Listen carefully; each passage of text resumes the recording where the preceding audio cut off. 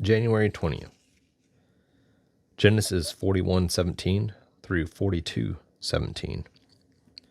Then Pharaoh said to Joseph, "Behold, in my dream I stood on the bank of the river. Suddenly 7 cows came up out of the river, fine-looking and fat, and they fed in the meadow.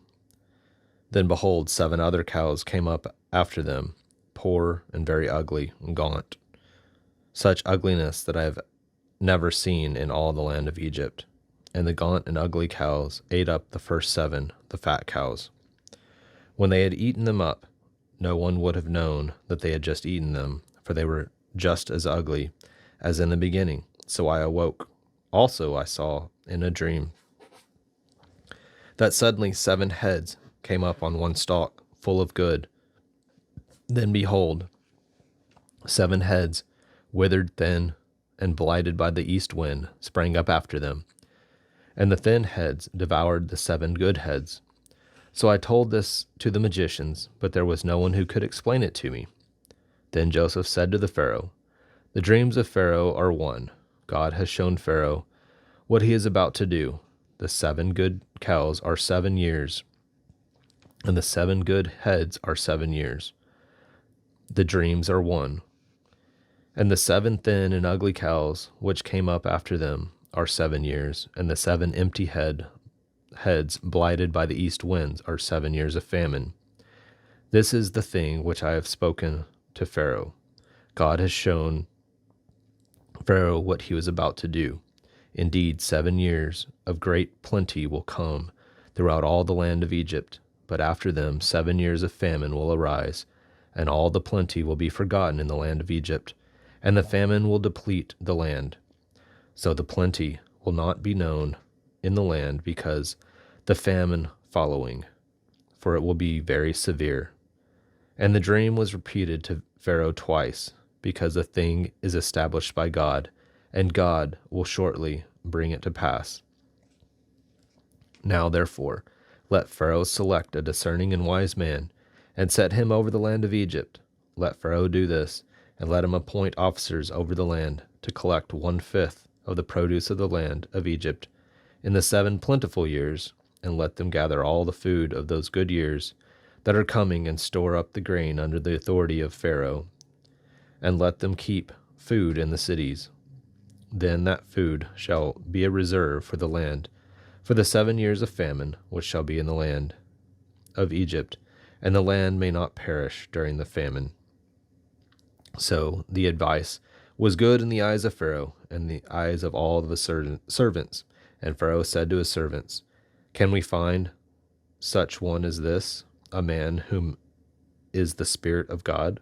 Then Pharaoh said to Joseph, "Inasmuch God has shown you all of this, there is no one as discerning and wise as you. You shall be over my house, and all my people shall be ruled according to your word. Only in regard to the throne will I be greater than you." And Pharaoh said to Joseph, "See, I have set you over all the land of Egypt." Then Pharaoh took his signet ring off his hand and put it on Joseph's hand. And he clothed him in garments of fine linen and put a gold chain around his neck. And he had him ride in the 2nd chariot which he had. And they cried out before him, "Bow the knee." So he set him up over the land of Egypt.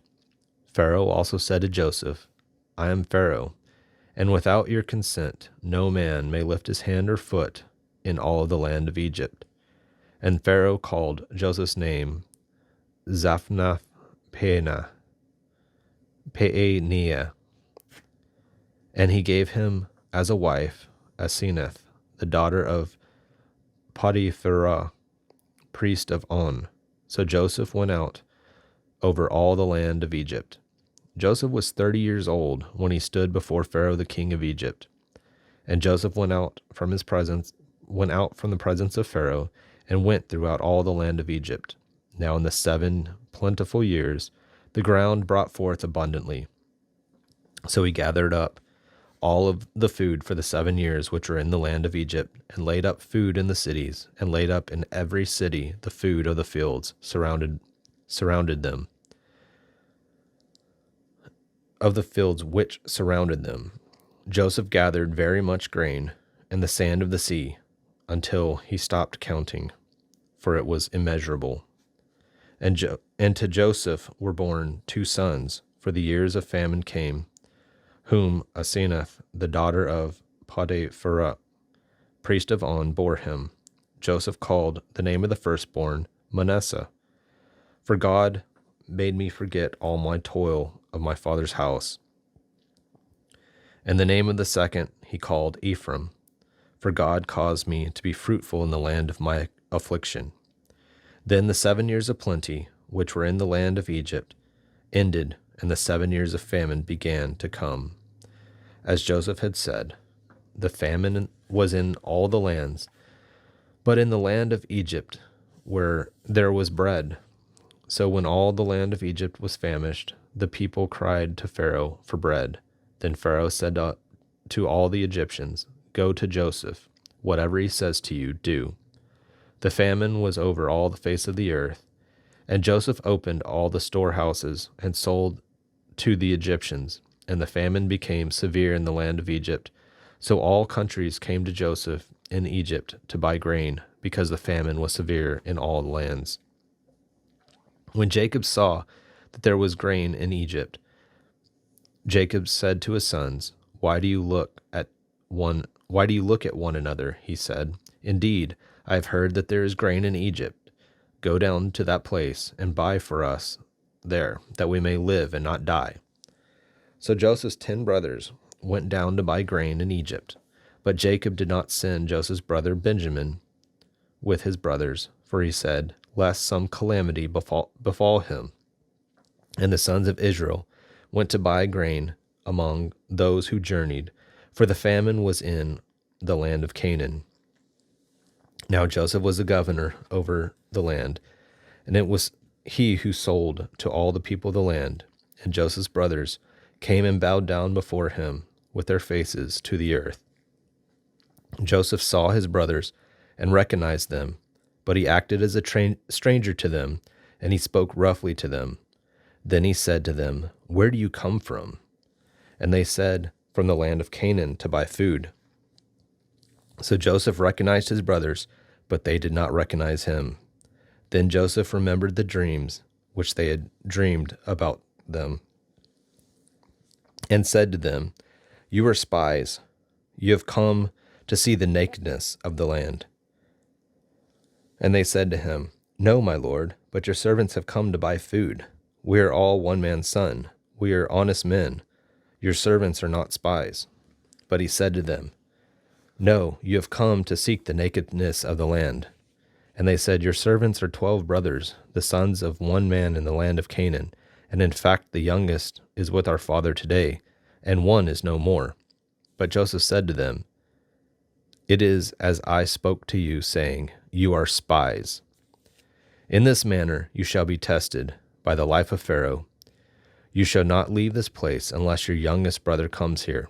Send one of you, let him bring your brother, and you shall be kept in prison, that your words may be tested to see whether this is any true, if there is any truth in you, or else, by the life of Pharaoh, surely you are spies." So he put them all together in prison 3 days. Matthew 13:24 through 46.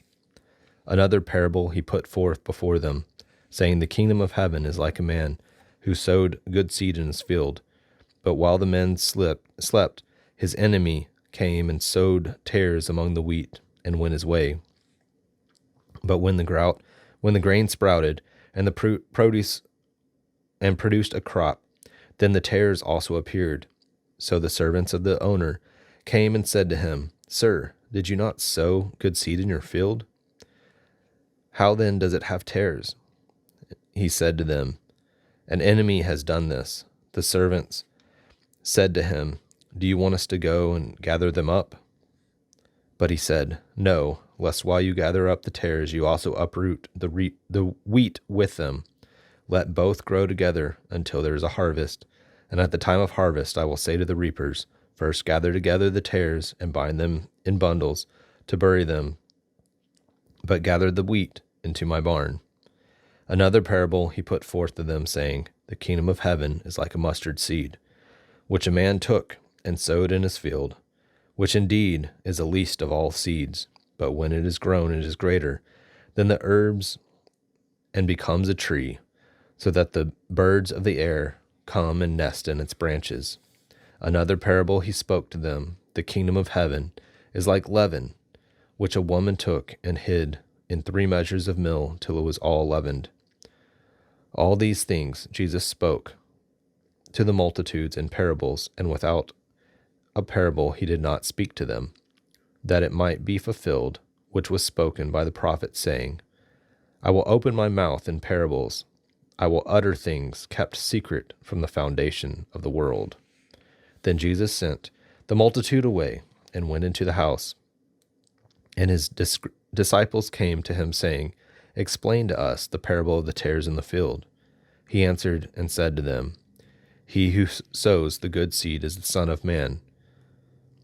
The field is the world. The good seeds are the sons of the kingdom, but the tares are the sons of the wicked one. The enemy who sowed them is the devil. The harvest is the end of the age, and the reapers are the angels.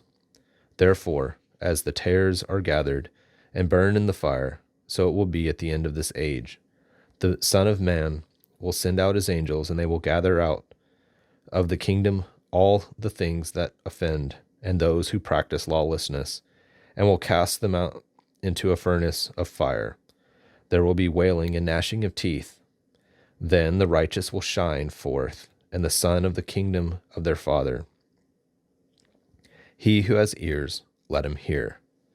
Again, the kingdom of heaven is like treasure hidden in a field, which a man found and hid, and for joy over it he goes and sells all that he has and buys that field. Again, the kingdom of heaven is like a merchant seeking beautiful pearls, who, when he has found one pearl of great price, went and sold all that he had and bought it.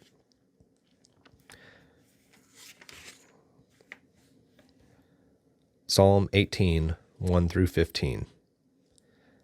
I will love you, O Lord, my strength. The Lord is my rock and my fortress, and my deliverer, my God, my strength, in whom I will trust, my shield and the horn of my salvation, my stronghold. I will call upon the Lord, who is worthy to be praised. So shall I be saved from my enemies.